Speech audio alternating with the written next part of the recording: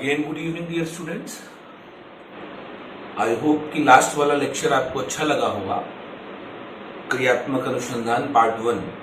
आज क्रियात्मक अनुसंधान पार्ट 2 के विषय में डिस्कशन करेंगे, जिसमें क्रियात्मक अनुसंधान को लेकर बाकी शेष बातें क्लियर की जाएंगी। तो फटाफट आप सब मेरे साथ जुड़ जाइए। आप सभी को गुड इवनिंग। अच्छा, मैं एक एक का नाम नहीं लेता हूं, जितने भी आ रहे हो पढ़ने मेरी तरफ से सभी को एक बार में गुड इवनिंग। ठीक है, आइए फोकस करते हैं क्रियात्मक अनुसंधान के विषय में कुछ और बातें।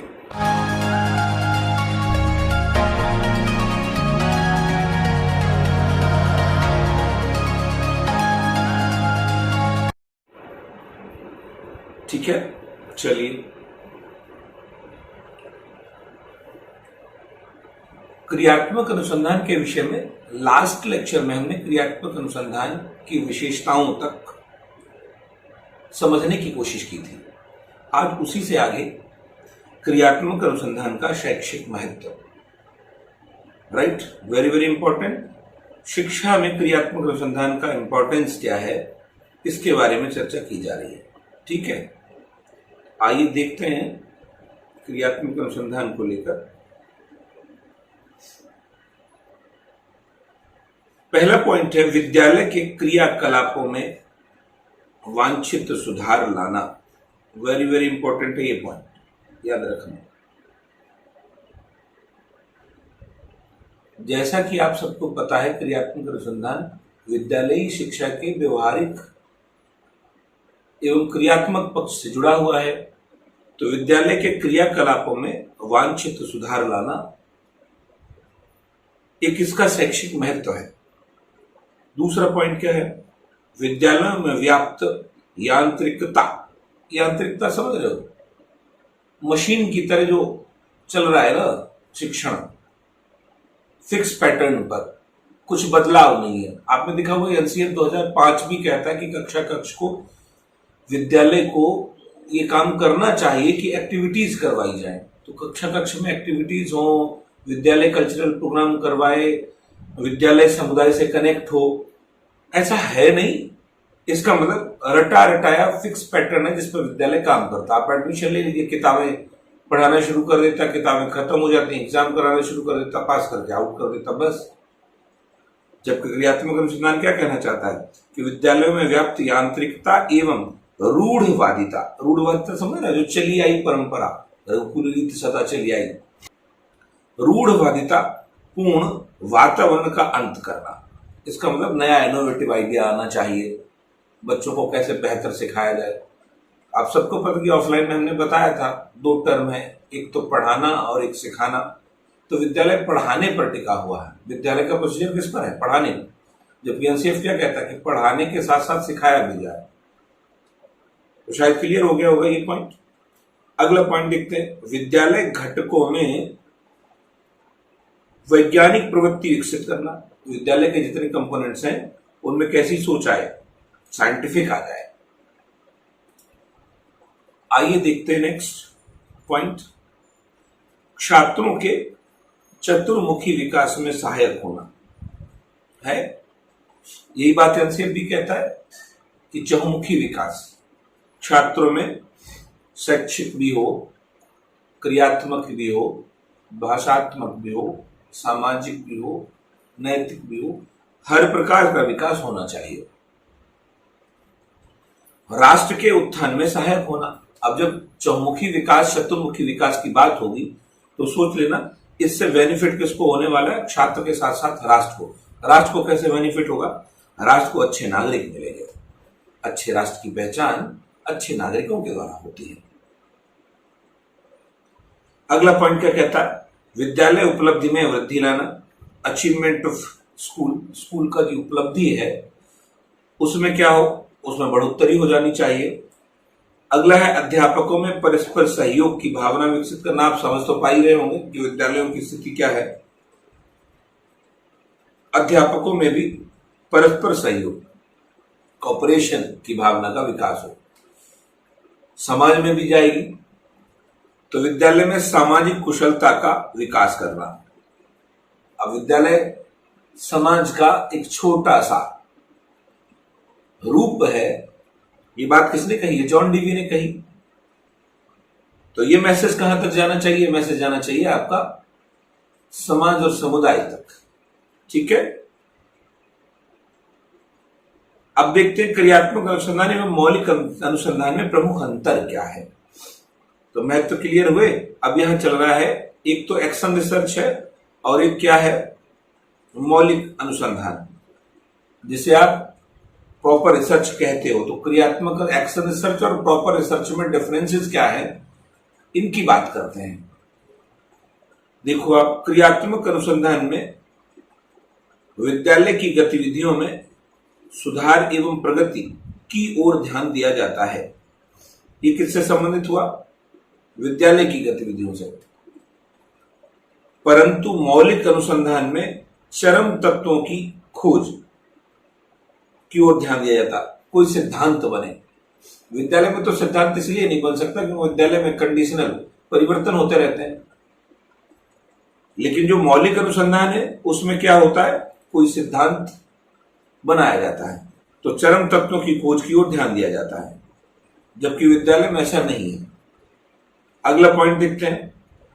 क्रियात्मक अनुसंधान शिक्षकों, प्रशासकों एवं निरीक्षकों में वैज्ञानिक प्रवृत्ति जागृत करता है। ट्रेडिशनल से हटाकर किस पर? वैज्ञानिक प्रवृत्ति पर काम करता है। जबकि मौलिक अनुसंधान में शिक्षा के क्षेत्र में, मौलिक अनुसंधान ने शिक्षा के क्षेत्र में नए सिद्धांतों की खोज करने में सहायता की है। तो मौलिक अनुसंधान शिक्षा में इनोवेशन कैसे किए जाएं उस पर कार्य कर रहा है, जबकि क्रियात्मक अनुसंधान इसका मतलब विद्यालय स्तर पर कार्य कर रहा है। ठीक, नेक्स्ट पॉइंट, क्रियात्मक अनुसंधान की समस्या का क्षेत्र विद्यालय विशेष होता है। वेरी वेरी इंपॉर्टेंट, इसे समझ लेना आप। इसका मतलब क्रियात्मक अनुसंधान particular connected with the schools, विद्यालय से संबंधित है जो, वो क्रियात्मक अनुसंधान है। और विद्यालय से बाहर निकल गया, व्यापक रूप में चला गया, तो क्या हो गया? तो हो गया मौलिक अनुसंधान। तो मौलिक अनुसंधान की समस्या का क्षेत्र व्यापक होता है। फिर पहुंच गए, क्रियात्मक अनुसंधान का क्षेत्र सीमित होता है, जबकि मौलिक अनुसंधान का क्षेत्र विस्तृत होता है। क्लियर हुआ होगा ये पॉइंट। क्रियात्मक अनुसंधान में विद्यालय की कार्य पद्धति में उपयोगी परिवर्तन होता है, लेकिन कहां? देखो, विद्यालय की कार्य पद्धति में, विद्यालय स्तर पर। जबकि मौलिक अनुसंधान में नए ज्ञान की प्राप्ति होती है, खोज होती है। नए ज्ञान की प्राप्ति या फिर नए ज्ञान की खोज, ये सब किससे जुड़े हुए हैं? ये मौलिक अनुसंधान से जुड़े हुए हैं। जबकि विद्यालय की कार्य पद्धति में उपयोगी परिवर्तन, ये जुड़ा है आपका क्रियात्मक अनुसंधान से। चलो देखते हैं अगला पॉइंट। क्रियात्मक अनुसंधान समस्त व्यवहारिक, फिर आ गया एक तो यहां कीवर्ड आया व्यवहारिक, कठिनाइयों से संबंधित होता है। परंतु मौलिक अनुसंधान की समस्या सैद्धांतिक कठिनाइयों के अधिक निकट होती है। तो सिद्धांत और व्यवहार समझ रहे हैं आप भाई, प्रैक्टिकल और थ्योरी। तो थ्योरेटिकल जो है वो कौन है? वो है आपका मौलिक। जबकि हम प्रैक्टिकल की बात करेंगे तो वो कौन है? क्रियात्मक अनुसंधान। क्रियात्मक अनुसंधान विद्यालय से प्रत्यक्ष रूप से संबंधित होता है, जबकि मौलिक अनुसंधान का संबंध, मौलिक अनुसंधान का विद्यालय से प्रत्यक्ष संबंध आवश्यक नहीं है। अब देखो, क्रियात्मक अनुसंधान विद्यालय से डायरेक्ट कनेक्टेड है, डायरेक्ट, जबकि मौलिक अनुसंधान का विद्यालय से डायरेक्ट कनेक्टेड होना आवश्यक भी नहीं है। हो सकता है विद्यालय जाए नहीं और विद्यालय के बारे में कोई रिसर्च करे, जबकि क्रियात्मक अनुसंधान विद्यालय जाकर ही होना है। अगला पॉइंट कि क्रियात्मक अनुसंधान का मूल्यांकन कौन करता भाई? अगर मूल्यांकन की बात आती है बच्चा,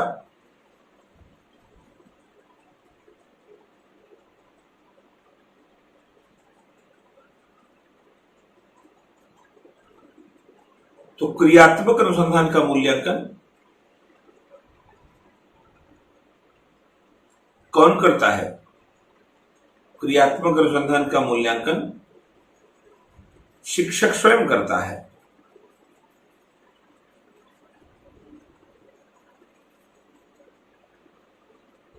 क्लियर हो रहा भाई? क्रियात्मक अनुसंधान किससे संबंधित है? विद्यालय से। तो विद्यालय में जो शिक्षक है वो स्वयं करता है, जबकि मौलिक अनुसंधान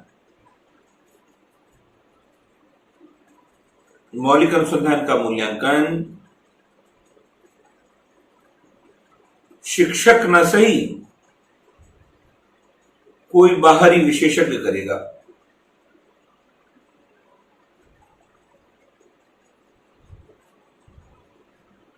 क्लियर हो रहा नहीं हो रहा? अगर पूछा जाता कि शैक्षिक क्षेत्र में व्यापक रूप से जो चल रहा है वो कौन सा है, वो है मौलिक अनुसंधान। तो मौलिक अनुसंधान का मूल्यांकन कौन करता है? मौलिक अनुसंधान का मूल्यांकन कोई विषय विशेषज्ञ करता है, बाह्य विशेषज्ञ करता है, जबकि क्रियात्मक अनुसंधान का मूल्यांकन शिक्षक स्वयं कर लेता है। राइट? तो इस तरह से ये क्लियर हुआ होगा कि क्रियात्मक अनुसंधान और मौलिक अनुसंधान में बेसिक डिफरेंसेस क्या है, अंतर क्या है।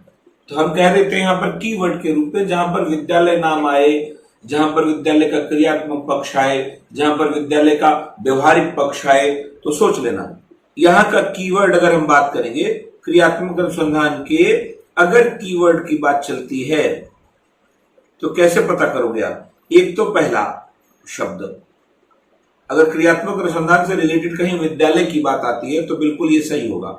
विद्यालय में कौन सा? विद्यालय का क्रिया अथवा क्रियात्मक पक्ष। क्रियात्मक पक्ष सही होगा। विद्यालय में और किसकी बात हो रही है? और व्यवहारिक पक्ष की हो रही है, तो व्यवहारिक पक्ष है।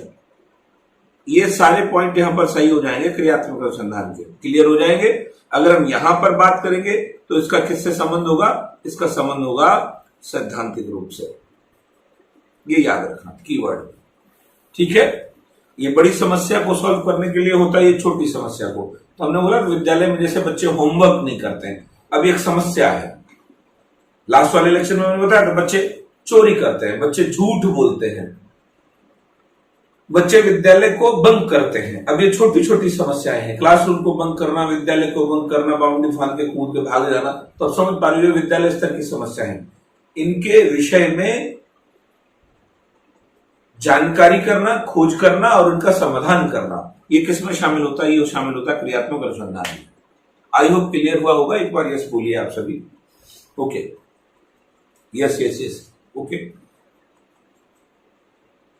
तो क्रियात्मक अनुसंधान को लेकर अगर फिर भी कोई पॉइंट है आपके मन में तो आप मुझे डायरेक्ट कमेंट कर सकते हैं।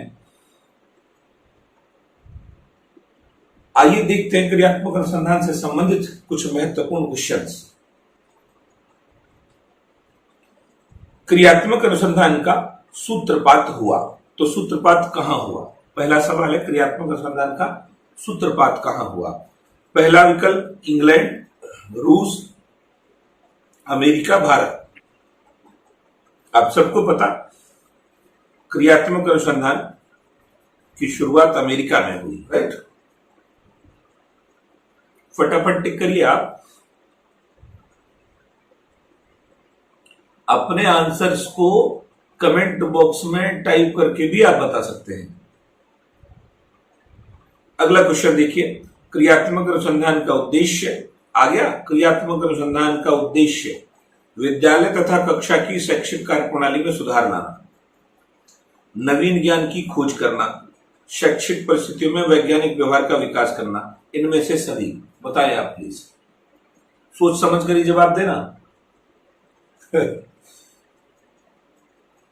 कोशिश करिए। कहते हो ना आप सभी वो विकल्प सही होते हैं जिसमें बड़ा विकल्प होता है, सी सही होता है, उपयुक्त सभी सही होते हैं। तो समझ पा रहे होंगे आप, शायद हम पहले ही आपको बता चुके। अब आप दोबारा कभी गलती मत करना। क्रियात्मक अनुसंधान का संबंध विद्यालय तथा कक्षा की शैक्षिक कार्य प्रणाली में सुधार लाना, ये सही है। नवीन ज्ञान की खोज, मौलिक अनुसंधान, शैक्षिक परिस्थितियों में वैज्ञानिक व्यवहार का विकास, कौन सा? मौलिक अनुसंधान, और ये तो है नहीं, विद्यालय तथा कक्षा की शैक्षिक कार्य प्रणाली में सुधार लाना। ठीक है, आइए देखते हैं नेक्स्ट क्वेश्चन। निम्न में से कौन सा चरण शोध को क्रियात्मक अनुसंधान बनाता है? देखो, निम्न में से कौन सा चरण शोध रिसर्च को क्रियात्मक अनुसंधान बना देता है? उपकल्पनाओं का निर्माण करना, कार्यक्रम का क्रियान्वयन एवं मूल्यांकन, सामान्यीकरण, शोध के आकल्प का अपरिवर्तन होना।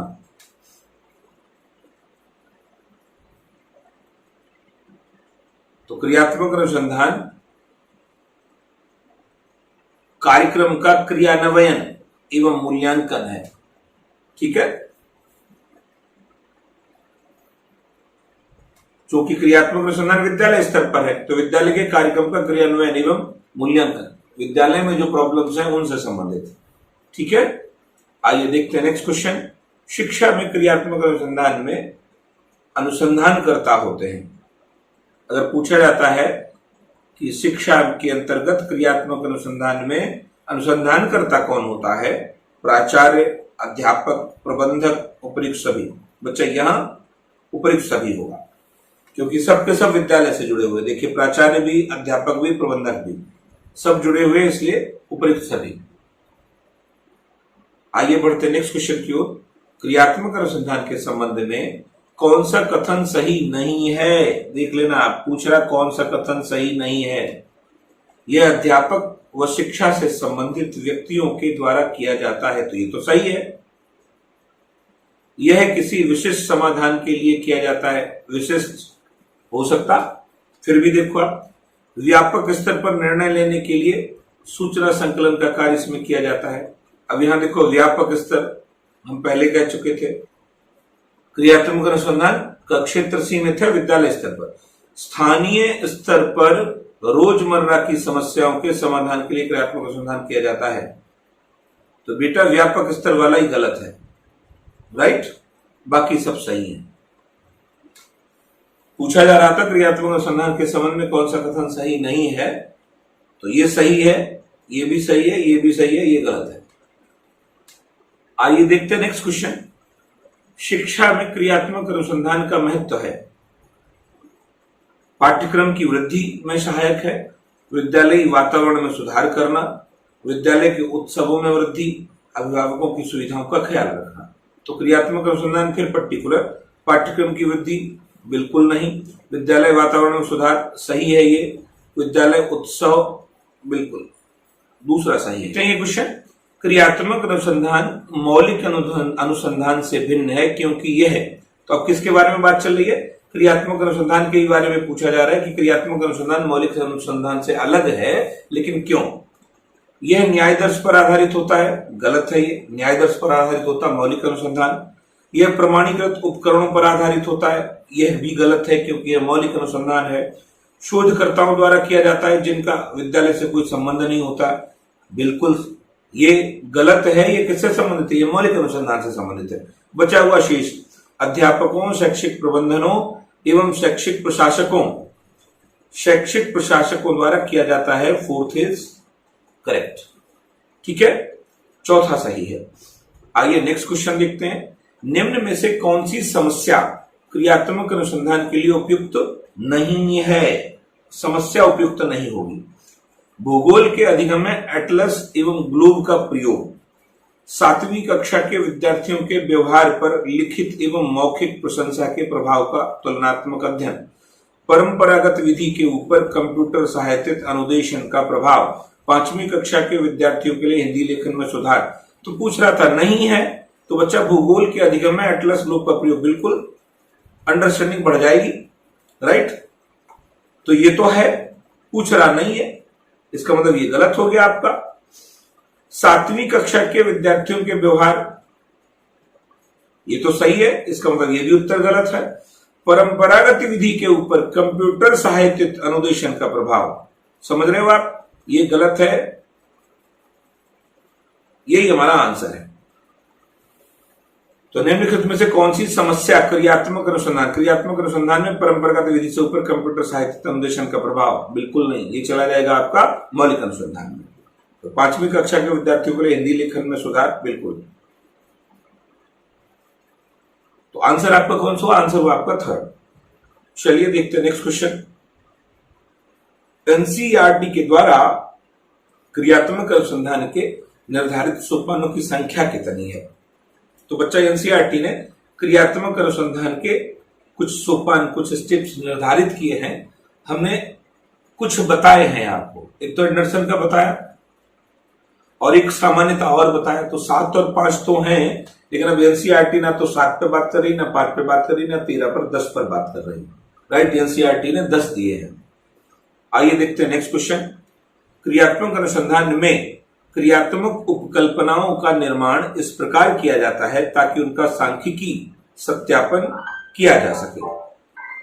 सांख्यिकी गलत हो गया। क्रियात्मक उपकल्पनाओं का निर्माण समस्या के कारणों पर आधारित होता है। क्रियात्मक उपकल्पनाओं का निर्माण नहीं किया जाता है। क्रियात्मक उपकल्पनाओं का निर्माण किसी उपयुक्त विवेक पर आधारित होता है। तो पहला समझ रहे हैं आप, क्रियात्मक अनुसंधान क्रियात्मक उपकल्पनाओं का निर्माण इस प्रकार किया जाता है ताकि उनका सांख्यिकी गलत है। ये क्रियात्मक उपकल्पनाओं का निर्माण समस्या के कारणों पर आधारित है, दूसरा सही है। राइट, आइए देखते हैं नेक्स्ट क्वेश्चन। क्रियात्मक अनुसंधान का मूल्यांकन किया जाता है, अभी अभी हमने बताया था, बाहरी एजेंसी द्वारा, शिक्षक द्वारा, स्वयं, बाह्य विशेषज्ञों निरीक्षण करता, दूसरा सही है, शिक्षक स्वयं करता है। मौलिक अनुसंधान का मूल्यांकन बाकी करते हैं। तो ये था आज का लेक्चर, जो बिल्कुल हेल्प करने वाला है आपके रीट एग्जाम में, पीजीटी एग्जाम में, DSSV में और सीटेट एग्जाम में। राइट, तो हम कह सकते हैं कि यहां पर हमने बेहतर लर्निंग की है क्रियात्मक अनुसंधान के विषय में। तो क्रियात्मक अनुसंधान का ये लेक्चर आज कंप्लीट होता है। अगर आपको लेक्चर अच्छा लगा है तो अपने मित्रों से, दोस्तों से एक बार शेयर जरूर करें, ताकि आप समझ पा रहे। बाकी तो कुछ यहाँ चलता नहीं, आपका मोरल सपोर्ट ही बहुत है मेरे लिए। हालांकि जितने बच्चे आप सब लाइव रहते हो, बीच बीच में आप सब गुड इवनिंग बोलते भी हो, हालांकि मैं आपकी तरफ गुड इवनिंग की तरफ कंसंट्रेट नहीं करता क्योंकि मैं समझ पाता हूं, इसलिए विषय इंपॉर्टेंट है। आप सब मेरे क्लास के या फिर ऑफलाइन बिहेवियर से आप परिचित हैं, बाकियों की तरह सब कुछ नहीं है, लेकिन ठीक है, लर्निंग अच्छी हो जाए, सबसे अच्छी बात यही है। तो इसी उम्मीद के साथ कि आप अपना इसमें मोरल सपोर्ट देंगे, मिलते हैं नेक्स्ट वीडियो में। अच्छा, एक बात और मुझे कहनी है कि जैसा कि मैं कह चुका हूं कि प्रश्नों को लेकर टेलीग्राम पर एक लिंक दिया जाता है जिसमें रात के 10 बजे क्वेश्चंस की प्रैक्टिस चलती रहती, केवल क्वेश्चंस की प्रैक्टिस। तो आप उसमें भी ज्यादा से ज्यादा पार्टिसिपेशन किया करें। ठीक, बाय बाय, मिलते हैं नेक्स्ट वीडियो में, तब तक अपना ख्याल रखिए।